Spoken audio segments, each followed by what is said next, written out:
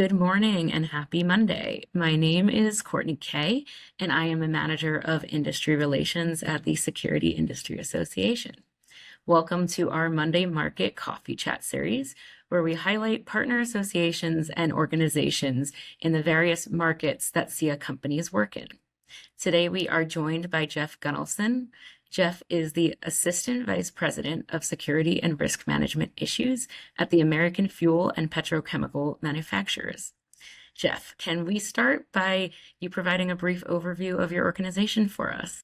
Yes, sure. So I work for the American Fuel and Petrochemical Manufacturers. We're a association representing about 205 companies, both in the refining and petrochemical sector. And then we also have associate members that provide services to our members. We've been around since 1902 or so, or about that long. We've changed our name from NPRA, National Petroleum Refinery Association, to AFPM. And we represent our members both to Congress on various issues and all the various regulatory agencies as well.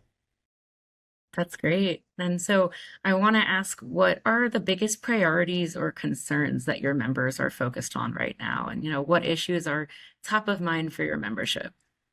Yeah, sure. And this is from us. I manage our security committee, security portfolio from a security perspective.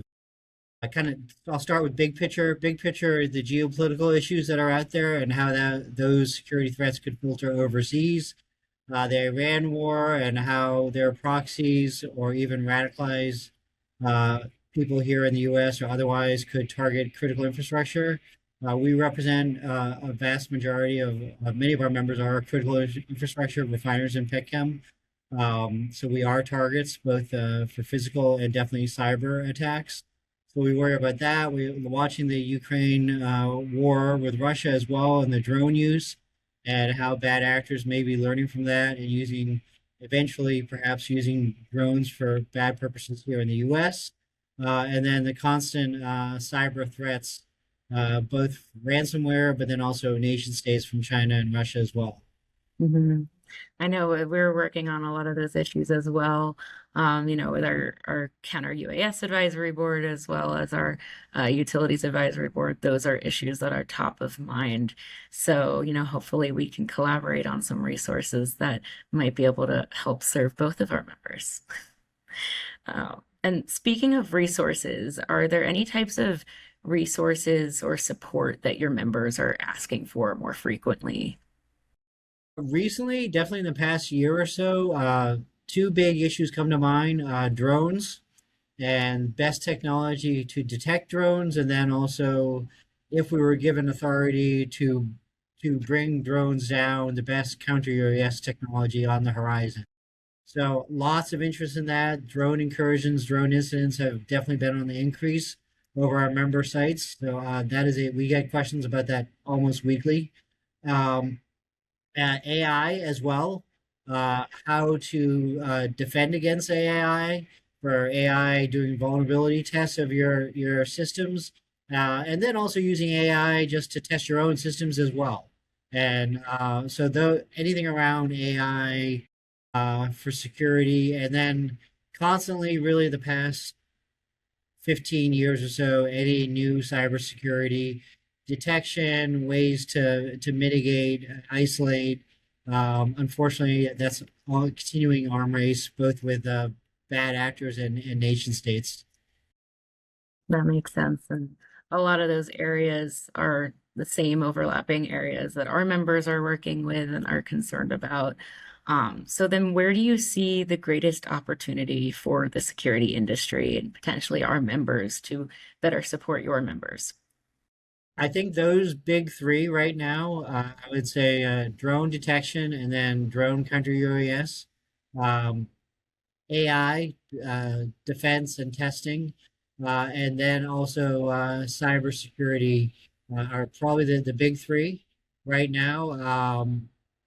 We have some concerns about insider threat. That's not so much on the technology side per se. And then to some degree, supply chain. There's definitely been an uptick as well for fraudulent chemical orders, fuel thefts, things of that nature. And if there's technologies that can help with that, that's always good as well.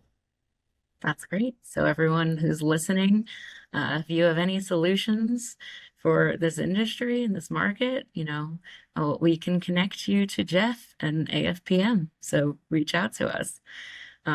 And so, Jeff, I want to ask, what events, initiatives, or projects are you currently working on? And what are you most excited about right now? Well, in a nerdly way, excited about doing comments on Section 2209, which is the FAA rule that would eventually provide some no-fly zones over critical infrastructure. So, getting that proposed rule to final, so getting that to a final rule that we can work with, and the advocacy and education of that, both with our members and agency, that's a big one. The U.S. Coast Guard cybersecurity rule right now is out. That's coming out in the stage process and working with our members to understand exactly what's in there, what's required, and then educating the Coast Guard as they develop guidance memos as well to better fit our industry. Those are two very big ones that are, Coast Guard rule is ongoing for the next 2 years or so. Uh, Drones is the next, hopefully a final rule within the next year. Um, and then, of course, we have our security conference in 2027 too. Awesome. So what's keeping you most busy? Is it the conference, events, all these risks and threats? How are you guys staying busy? Drones, really. I mean, we probably get 5 calls a week at least on various drone issues. Drone issues, the Coast Guard cyber rule, those two are the biggest ones.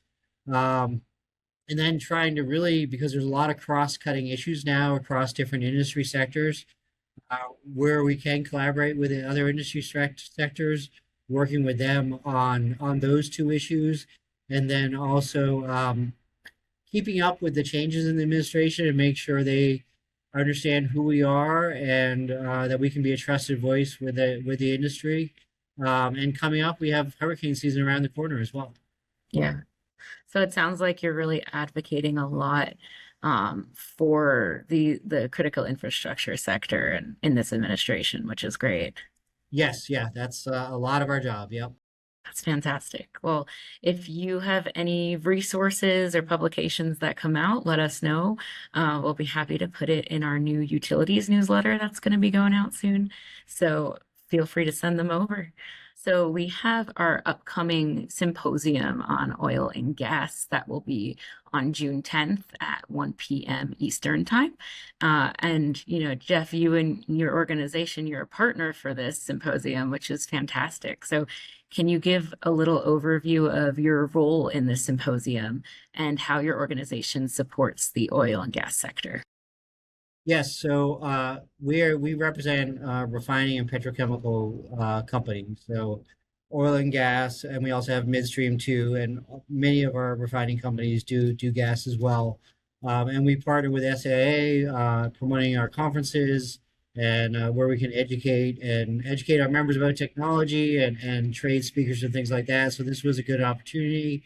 I manage our security committee, and our committee chair is going to be a moderator on one of the symposiums. It should be a good discussion about technology needs for the oil and gas industry for security issues right now.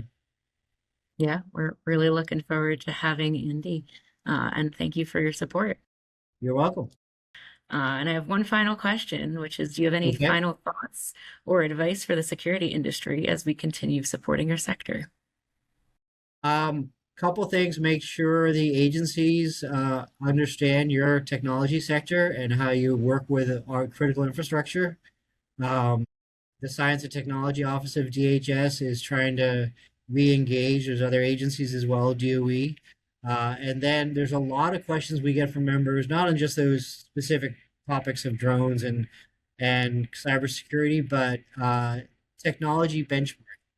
The last couple of years, we get a lot of questions of, what are our peers doing within our sector, and then compared to other sectors as well. And that something like that would be very, very helpful from Noted. our perspective, from your perspective. Yeah. Well, Thank you for that, Jeff. Thank you for your thoughts. We're excited to continue working with the American fuel and petrochemical manufacturers.